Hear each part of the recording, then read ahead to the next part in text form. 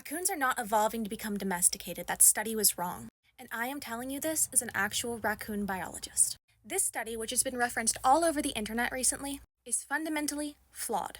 To start off with, the basis of the study as a whole is based on another flawed study, Belaev's Russian silver domestic fox study, where it is claimed that over the course of 50 years, foxes from the wild were able to be domesticated, evolving shorter snouts and floppy ears and lighter pigmentation and a friendlier attitude, and curlier tails. Except these foxes weren't from the wild. They were from fur farms on Prince Edward Island in Canada. They were a heavily inbred population. The vast majority of the genetic changes that occurred in Belaev's study occurred in the foxes while they were on the fur farm. And this domestication study that he did is the only existing study in the world that proves this hypothesis. Did y'all know that he had other failed studies that didn't prove what he was trying to say? Including one with otters.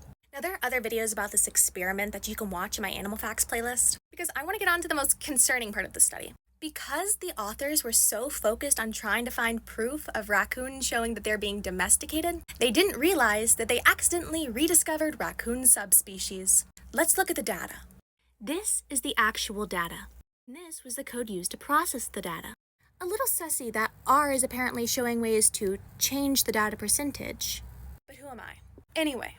Overall, they ended up using data from 28 rural raccoons and 144 urban raccoons. Can you see the problem yet? No? Let's keep going. So I downloaded the data, put it into only the years they were using, and using maps and studies on raccoon biology, I assigned each raccoon their relevant subspecies.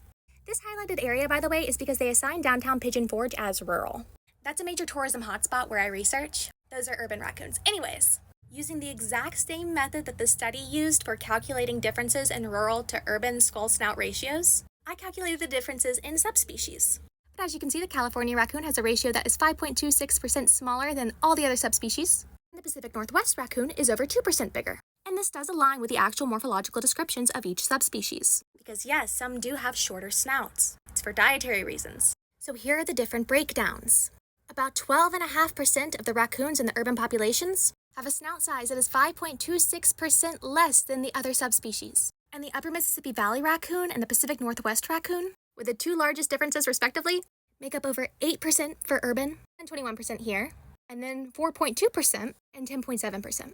There is such a disparity here because they used iNaturalist data. These are average, everyday citizens taking pictures of raccoons that they see, not people going out into the woods to look for raccoons. So we're only seeing the data on what's easiest to photograph. None of this has anything to do with domestication.